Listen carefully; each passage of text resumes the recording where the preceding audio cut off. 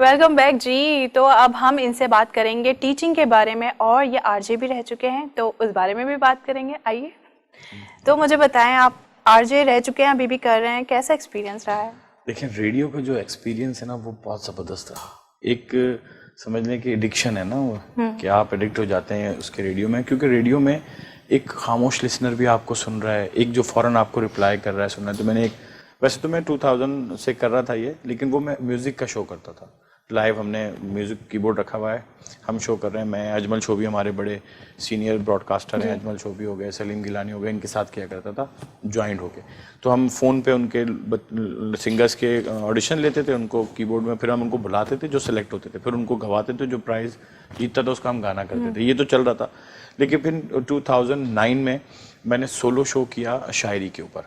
तो मैंने कहा यार म्यूज़िक व्यूज़िक बहुत हो गया, शायरी पे करते हैं ज़रा डिफरेंट। तो वो उस वक्त क्या होता था कि मेरा शो शुरू हुआ दिल की बातें इमरान साजन के साथ।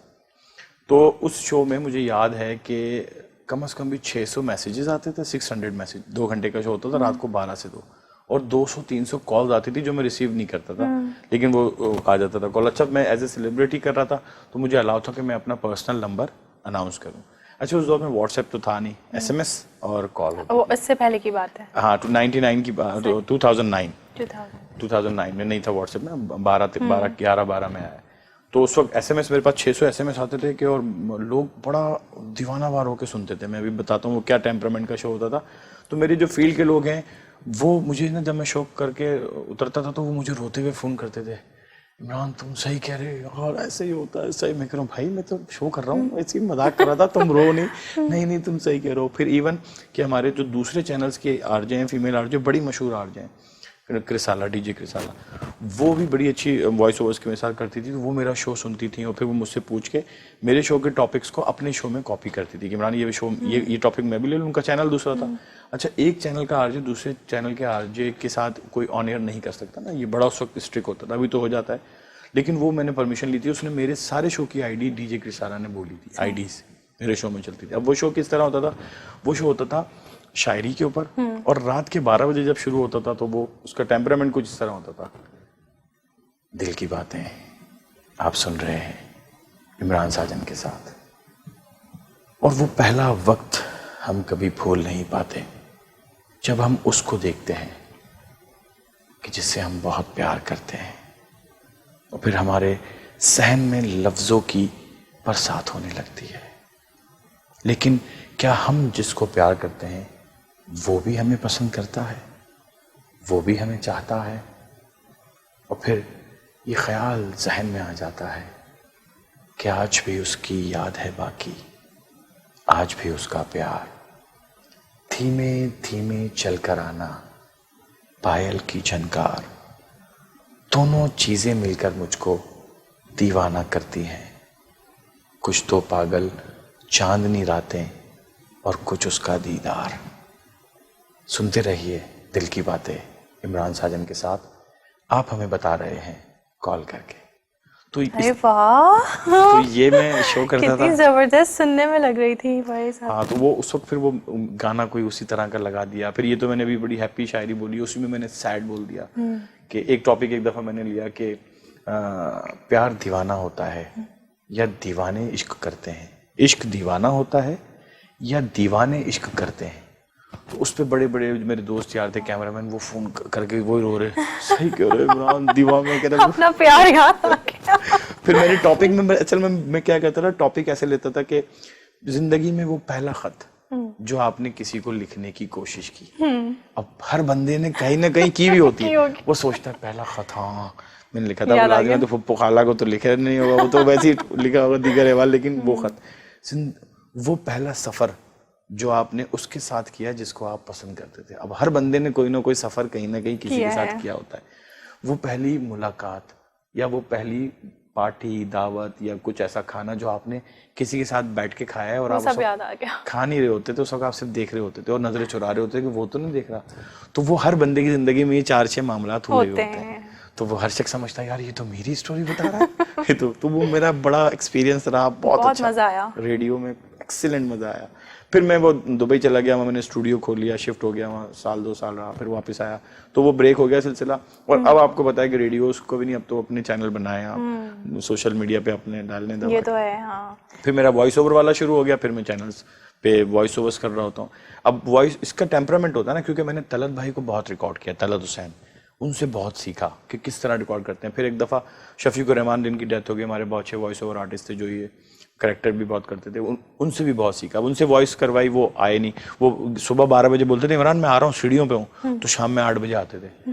तो अब वो मुझे क्लाइंट को देना है, तो उनकी 2 लाइन्स चेंज करनी थी। मैंने कहा क्या करूँ यार, वो मैंने खुद बोल के चेंज करके भेज दी, क्लाइंट ने अप्रूव कर दी। फिर मुझे वो यार मैं भी कर सकता हूँ वॉइस ओवर, तो वहां से शुरू स्टार्ट किया। फिर वो अब वॉइस ओवर में क्या होता है कि जैसे कि अब लो पेस का बोलना है, तो फिर हम अगर यही जुमला किसी बिल्डर का ऐड है, 3-4 कमरों के लग्जरी अपार्टमेंट्स, और अगर कॉर्पोरेट बोलना है, जी हाँ 3 और 4 कमरों के लग्जरी अपार्टमेंट्स आपकी रेंज में, तो ये फिर टोन्स डेवलप होते हैं। कॉर्पोरेट इवेंट कौन सा है, डॉक्यूमेंट्री स्टाइल कौन सा है। फिर मैं शायद पाकिस्तान का वो वाहिद बंदा हूँ जिसने नेशनल ज्योग्राफिक और BBC की 40 एपिसोड एज ए नरेटर की हैं।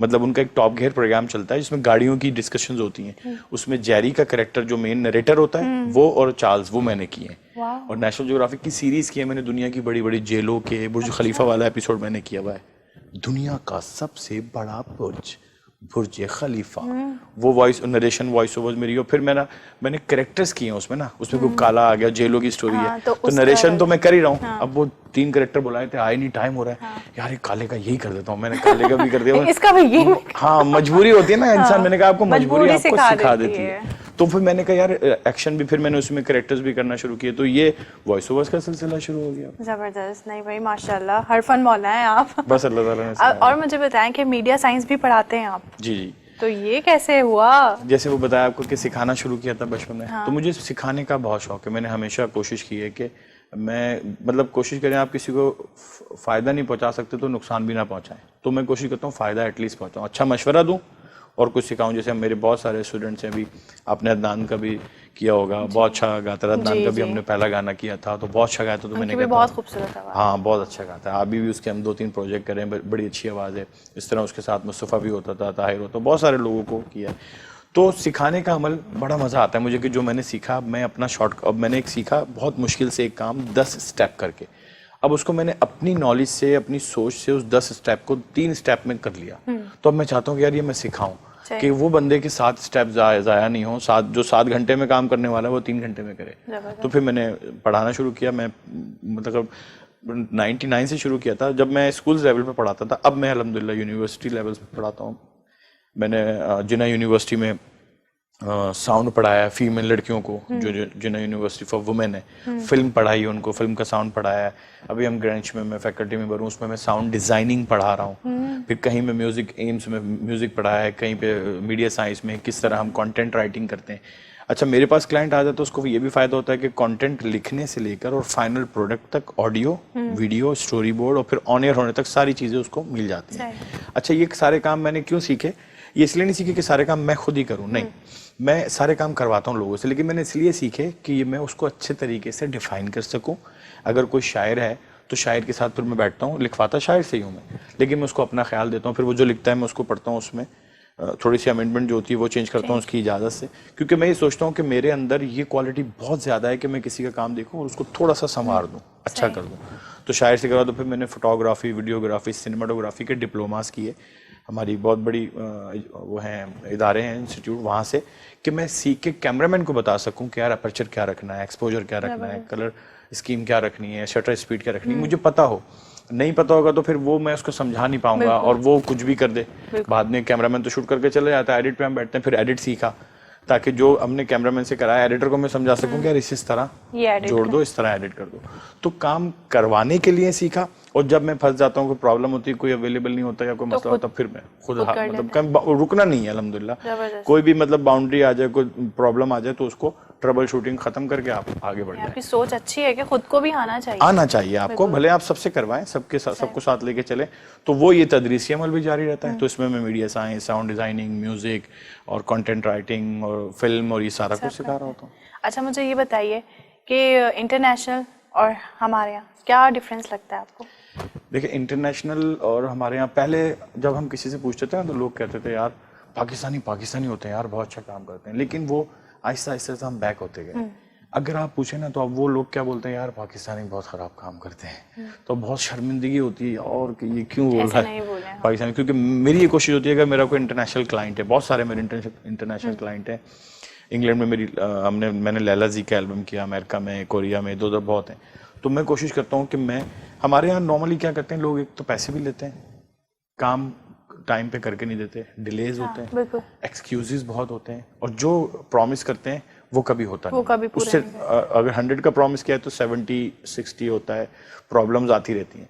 अच्छा, इतना बड़ा ख्वाब दिखाते हैं और एग्जीक्यूशन इतनी होती है। अच्छा, मैं क्या करता हूँ कि देखिए मेरा सिंपल सा असूल है कि अगर मैं किसी से डील करता हूँ कि यार मैं आपको 10 रुपए दूंगा फॉर एग्जाम्पल, और मैं 10 रुपए कह के उसको 15 रुपए दे दूं तो वो कितना खुश होगा। बिल्कुल कि यार 10 कह बोला के 15 10 रुपए का था। अच्छा, फिर मैं किसी को 15 की डील करूं और उसको 12 रुपए दे दूं तो वो फिर बुरा मानेगा ना, हालांकि 10 वाले काम मानेगा।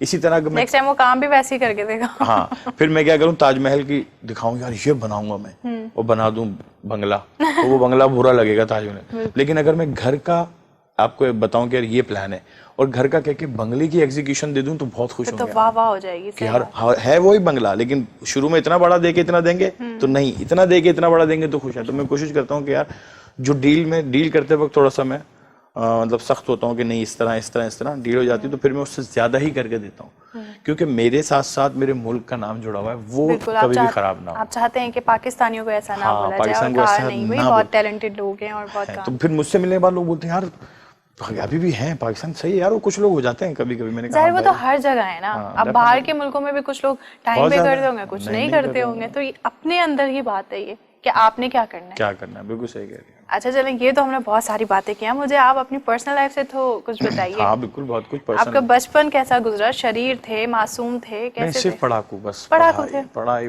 पढ़ाकू बच्चे वैसे शरीर नहीं होते ना? शरीर बिल्कुल भी नहीं। शरारत करना मुझे जहर लगता है, जैसे लोग कहते हैं यार बैल बजा के भाग गए, उसको तंग कर दिया, भाई को गिरा दिया, कजन को। नहीं, मैं तो कहता हूँ किसी के साथ ज्यादती क्यों भाई, बैल बजा के भाग रहे हो यार, परेशान होके बाहर आएगा नहीं। बिल्कुल पुरसुकून और सबको रिलीफ दो। सबके लिए कोई भी रिलेशन बनाओ, कोई भी ताल्लुक बनाओ, दोस्ती बनाओ, ना भी बनाओ, सबके लिए आसानियां पैदा करो, मुश्किलात या टेंशन पैदा नहीं करो।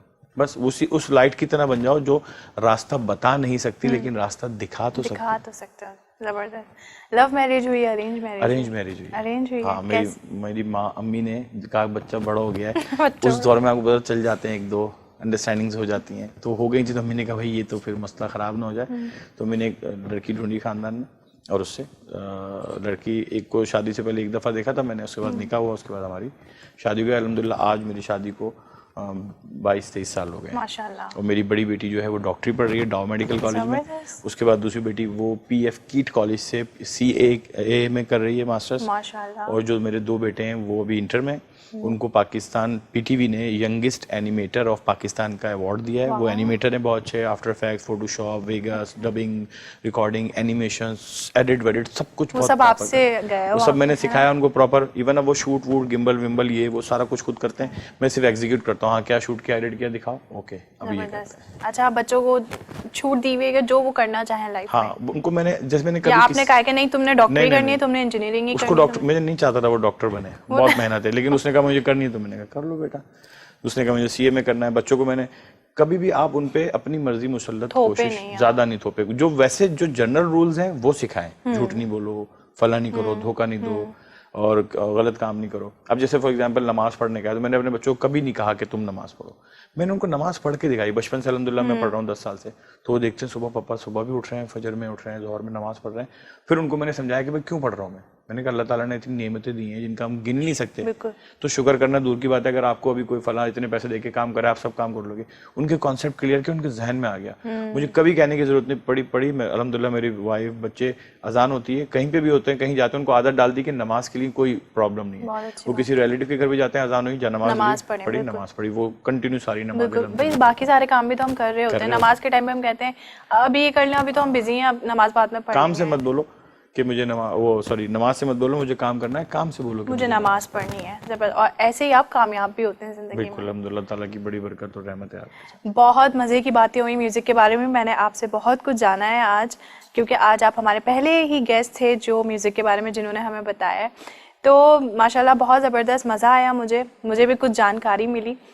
जाते जाते कोई अच्छा सा मैसेज आप देना चाहें? देखें, मौला अली का बड़ा खूबसूरत कॉल है कि असल में हम क्या सोचते हैं कि जी मेरा नसीब अच्छा नहीं है, मेरा फला नहीं। खुश नसीब वो नहीं है जिसका नसीब अच्छा है, खुश नसीब वो है जो अपने नसीब पर खुश है। वाह। अल्लाह की तकसीम पे खुश है तो अल्लाह ताला उसके लिए बरकतें कर दे। सुभान अल्लाह, ज़बरदस्त, बहुत बहुत प्यारी बात बोली है। Thank you so much Imran, show पे आने के लिए थैंक यू सो मच। जी नाजरीन, ये थे हमारे साथ Imran Sajan, music director, composer, RJ, teacher और क्या क्या बताऊं, हरफन मौला। माशाल्लाह से अल्लाह पाक इनको कामयाब करे।